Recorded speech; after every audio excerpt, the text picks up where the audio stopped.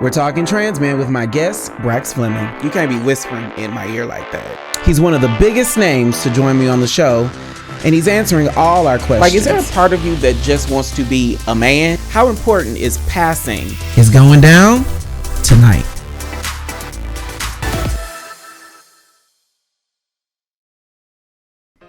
What up, though? I am Jay the Gentleman. That's at JAI the Gentleman on IG. Welcome to Dear Black Gay Men Live. It's our short bullshit free step out of our comfort zone to talk about all the emotional ups and downs along the journey to happiness. Now, we're having real conversations with real people live on the Dear Black Gay Men YouTube channel. In January 2023, we conducted a poll in the Dear Black Gay Men Insiders group, and I wanted to find out, what did our viewers think of dating trans people, people of trans experience? More than half of the respondents said that they would consider dating a trans man, and almost half of them said they wanted to explore dating people of trans experience, but they just don't know how. And so my guest today has been featured on Shark Tank. He's the founder of Stealth Bros & Co. It's a company focused on personal storage for hormone replacement therapy and other medical necessities. Today, I am talking to Braxton. What's Brax, going on? How are you? Very good, very good. How are you?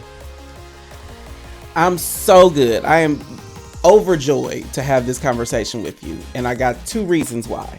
The first is, I'm one of the people that was like, I'm interested in understanding how to go about courting, getting to know, finding, engaging with people of trans experience. But also, I'm so naive to the topic. Yes. And so here you are. Well, I'm here to try to help educate you as much as I possibly can on my personal experiences or my thought process behind these conversations. You appeared on season 14 of Shark Tank. 6 years ago, the trajectory of my whole life changed. I realized I was transgender. Is that for you when your transition started? Yes, it was actually. It's really crazy because I didn't really know about transgender people. I grew up in a very diverse area, so I was very ignorant to trans people in general. But when I did realize I was trans through actually YouTube videos of other trans men, I connected with them. Very shortly after that I actually started my medical transition on hormones. That is just so foreign to me. Like, what was it? What did you realize? It's really crazy. Okay, so 6 years ago, I started my medical transition. So as far as starting the actual hormone therapy, 4 to 5 years prior to that, I felt like something was missing from my life. Ultimately, I was very established, but I still felt very lost. I felt like something was missing, and I didn't even know what it was. And the more I researched, the more I started listening to the stories, the more I felt like the puzzle piece in my life was coming to me and it was connecting, and it started to make me realize why I acted a certain way within my relationship, why I wanted certain things within my relationship, why I didn't want to be touched a specific way. It was so many different things within my life that started to connect the dots, and then that's when I was like, I really think that I'm trans. And then that's when I went to therapy, and the rest is history after that. And I started hormones shortly after I had therapy. The interesting thing about everything you just said is why I liked certain things, why I didn't like certain things, why I wanted to be touched certain ways. I had a conversation a couple weeks ago with someone who's a top, and he's very specific on how he wants to be touched and whatnot. But that doesn't equate to trans in his experience or a change in his gender expression. What about this discovery made it rise to changing your gender expression? Okay, so I grew up very androgynous my entire life. I've just always guy friends, girlfriends. I've always just been that sway in the middle. It wasn't until I got to college where my college friends were telling me that you're gay. I'm like, I'm not gay. What are you talking about? And then I realized that maybe I am a lesbian. But for the longest time, I did not identify with this lesbian word. And I feel like because I didn't have the language for feeling or identifying with my gender in a certain way because I felt like it wasn't a possibility for me. So I wasn't able to express that like in a language at that time.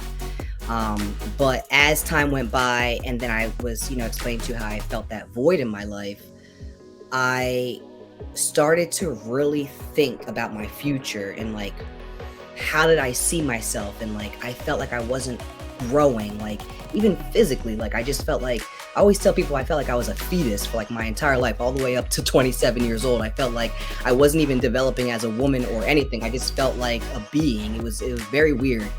But either way, what really tipped me was I wanted to be a father. I wanted to be a father. I did not want to be a butch mother. I was already in this like stud role, this lesbian role, and in my future, I just could not be the other mom. Like something about that triggered me personally, and I knew then that like if I wanted to really move forward with my life, like this is what I have to do. Coming up, how important is passing or being stereotypically masculine or stereotypically feminine? How important is that to your experience as a trans person? Dear Black Gay Men Live is brought to you in part by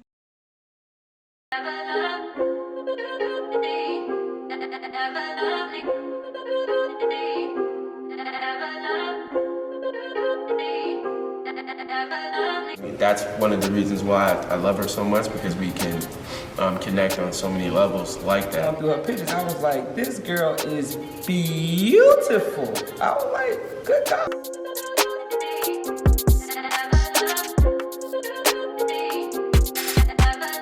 hit the notification bell because we're going live. Like that's the least of my worries. The size. Oh, I think relationships are becoming more complex. Tuesday and Thursday every week Welcome to Dear Black Gay Men Live. at 9 p.m. Eastern.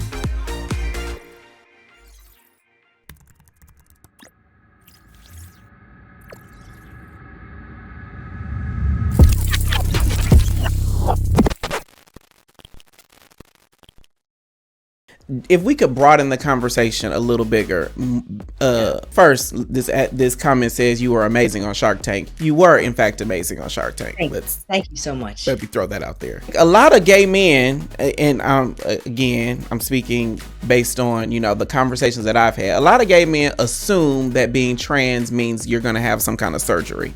Does transition always have to include surgery? Absolutely not. Absolutely not. You don't need to have surgery if you don't want to. I've had top surgery, but I haven't had any other surgeries.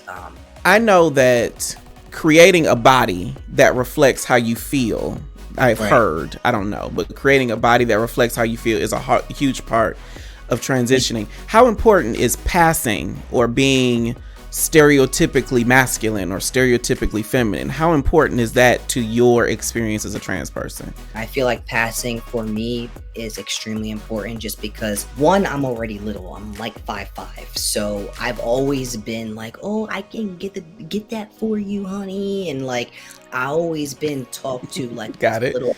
So when I realized I'm like, I could get the respect that I feel like I deserve, I felt like people weren't seeing me for who I was, and they were seeing me as this little princess, and that's not who I was on the inside, and I wanted to be greeted in a different way. And now, like, when I go to Wawa or go to the mall, they're like, okay, I got that boss for you, and like stuff like that. I love that because I feel like I'm being affirmed in that moment. And I just wanted to touch base on the question prior, like, about the surgeries and like how important that is. And I feel like it is super important to have your body identify with who you are. That's why I had top surgery. That's why I walk around topless all the time. I would be topless in this interview if I could.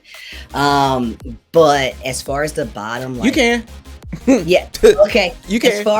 As far as the bottom, I would, don't get me wrong. I mean, how is this a child's interview? Because I don't want to say anything crazy, but if I could, Ain't no children. Okay, if I could Ain't no have, children. A penis and nut and do all those great things that a penis can do, then of course I would love to have that. I just feel like, I would love to have that, but at the same time, the boundaries for trans men just aren't there. I'm just not willing to put my body through what trans men are putting their body through in order to have a phallus that they still have to. You still have to explain yourself. I don't want to explain nothing. I want to be able to do what you do, get erect, do what I gotta do, and bust my nut. That's what I want. I get it. This is mind blowing to me. Cause what resonates with me is that it's akin to the conversation I primarily top. I am not a top, but I primarily top. And the conversation I have with bottoms is that for tops, sex is simple. My dick gets hard and I'm ready. That's the period in the sentence. Whereas for others, you got to prepare and do all this other shit that gets tiring. In the same way that you say explaining and all this other shit gets tiring. I get that. I just want to go in. Like, I'm already started. Come on here. You talking about language now. Okay, like, I'm not trying to stop and go, let me get my strap and put it on for you, honey. Like, I don't want to do any of that. Okay. I want to be able to feel confident with who I am and be in the heat of that moment with my partner and continue that moment without having to stop. When I tell you are speaking my language, I am so. Oh, let's take a break. Hold on, let's take a break. We got to take a break. We'll be right back.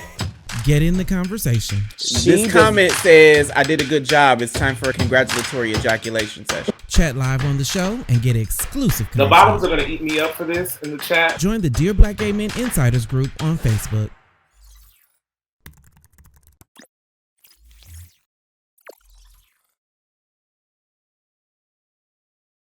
Have you experienced lesbian, because you are into women because you have a fiance, so I would imagine, have you experienced women who are only into trans women? For me personally, I feel like I'm special because they all want me. No, I'm just kidding.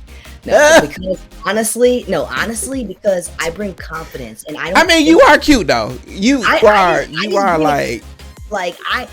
don't feel like, I feel like a lot of trans people in general put too much emphasis on their transness, which makes it hard to date. And I feel like even just from having a little bit of conversation that maybe even gay men may be putting too much emphasis on, I want to find a trans man to date. But it shouldn't be about that. It should just be about dating the individual. And if you're attracted to the individual, it doesn't matter the genitals. Like the genitals and the arousement, all that's going to come because you're super excited about the other person. Your energies are interchanging with each other. So it doesn't really matter what genitals you have because it doesn't start with the genitals. You don't start talking to someone because you're like, yo, your dick is huge. I love you. It's not like that. It's more of like, you like this person's energy, you like what they do, you like what they're about, and then you guys end up having sex or you end up having an intimate relationship or, a further on relationship. But I really personally believe that it's really about energies and not putting so much focus on the genitals. Like, it's just more about who you're attracted to. Like, if you're attracted to men and you see me, and I end up being trans, you just get a lucky experience. Let me say something right there. I'm glad you said fucking lucky, because this is a couple things because this study is like the opposite of me and my experience. I'm attracted to masculine expression. I'll say that. I'm not swayed by biology and anatomy as much as I am about the vibe, right? And so my experience is that trans people, trans men and trans women, right, they are like the upgrade of gender. Go with me here. Nobody, I know I have not ever had been a man, aspired to be a woman, and then made my own gender expression inside that. Like, trans people see both sides of the field as far as gender expression goes, and then they pick and choose the pieces of that are absolutely suited to them. Well, it's the upgrade. It's like gender 2.0. I can see both sides because obviously I have a trans experience. So if I was just born Exactly. If I was born just male at birth, I don't even know, like, because the sex drive is so intense, you can just have sex. But with women, it's a lot more mental. And I feel like for my experience, because I am trans, I have that history, but at the same time, I'm like, I just want to have sex. But then it's like, I know she needs an emotional connection. But you are legit proving my point, because the fact that you in yourself, you didn't need your fiance to educate you on the fact that she has a different sex drive, a different sexual needs than you do as a man. Because a part of you, I think, or I understand, has experience in that sphere. That's not how you identify or express now, but you do have that experience. Absolutely. For instance, as a cisgender person, I don't have an experience of any gender aside from my own. You, as a trans person, have a duality of experience that a cis person just does not have. Right. Yes. And because I transitioned at 27 years old, I was a well-established, adult. So I lived a full life as a woman, you can say, so I understand a woman's ideology, I guess you can say. Can we talk about not fetishizing the trans community? In my head, I'm like, I don't know how to do that, because fetishizing each other is what we do to show we're interested. What up, though? The conversations stay lit on Dear Black Gay Men podcast. Hookup, entanglement, situation, relationship, everything from dushing to dating. A top verb, but I am not a top noun. I am a guru at first dates. It's new every Wednesday. Subscribe now.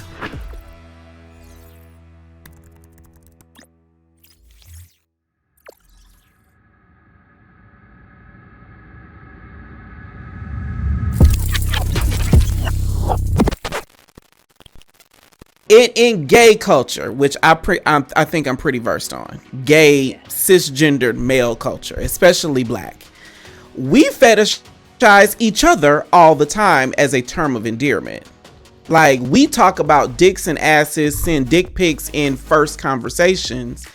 And so when I hear can we talk about not fetishizing the trans community, in my head I'm like, I don't know how to do that, because fetishizing each other is what we do to show we're interested. There are many people who will fuck you because your dick is big and I just want to feel what it feels like, or like we fuck parts all the time. So how do we have that norm and engage with people of trans experience?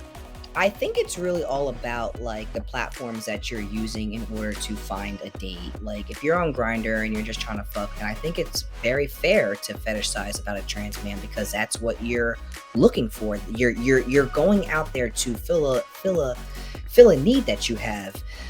You're not really going out there to like know the person. You get what I'm saying? So I think it really just depends on the platform that you're using, rather than it just depends on the situation. Like I said, it's very like individualized, because like I said, if you're on Grindr and you're trans and you're a gay man and you're looking for that type of experience, and I don't think there's anything wrong with having those options to choose. But at the same time, if you're like on Christian Mingle, then I don't think that you should be fetishizing over genitals. You're trying to find a match, you know what I mean? And you're trying to find someone that you can connect with emotionally rather than just sexually. Like, and I find that when you connect emotionally, it doesn't really matter. The sex will be fine after, because you're already mentally connected. Okay, so there are a question and a comment in the chat box. During the seeding I don't know what the seeding process, but ultimately it says, when is a good time to tell your significant other you're trans or androgynous? I think that like it's hard now with like social media and stuff. People already know who you are. Like they're gonna know within the first, like they're gonna want to know your IG and TikTok and things of that nature. So I think they're gonna find out fairly quickly. If you're like living a stealth life and nobody knows, then I think it's important to express that on the first date. I mean, I don't see why it's a problem to hide it. And like I try to tell even my following on social media, like, if you go into a date, they don't know you're trans, you're having a wonderful date, you want to tell this person you're trans, just say that you're trans and be confident about it and act like it's not a big deal. The moment that you're like, I'm trans and I don't know how you're going to feel about this, and you start bringing all these negative emotions and energies, that person's going to receive that negative energy and spew it right back at you, and then you're mad at them because you're saying they're judging you, when in reality you gave them that energy to begin with. If you go in there like I do and just say, yeah, I'm a man of trans experience, and they're like, what, really? And I'm like, yeah, it's great. And then they're like, well, have you had surgery? And I'm like, nah, I got something else. And they're like, well, what do you have? And I'm like, nah, you can't know about that. Talk that talk. They're gonna be interested. They're gonna learn more about you. They're gonna want to know what's going on. You get what I'm saying? So you just have to you have to do that. You just have to do it. Well, first, let me say this. Brax, you can't be whispering in my ear like that. You are literally in my ear. You can't. I'm a single man and you are a taken man. You can't do that to me. You can't do that to me. But I'm here for every word you said. The second thing is, I say, let me be clear. Being trans is not a disease. It is not like HIV. But I do talk to a lot of people living with HIV, and I'm not, but it's a non-factor to me. But they bring a lot of that same baggage that you just mentioned to conversations where they're disclosing gender expression, they're disclosing HIV status, disclosing all these things and putting all this negative weight on it, and then giving that to me and then wondering why. I'm like, I don't know what to do with that. But one thing I will say is, on the other side of that same conversation, as someone who is cisgendered, I would say, tell the person you're dating the first instance that you feel safe enough to do so. Yes. The very first instance you feel safe enough to do so. When you're having that deep conversation and things are, spicy, that's when you want to tell the person that you're trans or whatever you would like to disclose at that time, because you're in a vulnerable state, the other person's in a vulnerable state, and you're connecting on an emotional level. And I think that's best to be honest and open, and you feel safe around that person, obviously, because you're being vulnerable. So I think that's the best time to do it as well. Let's take it. Yes. Let's take another break. We'll be right back.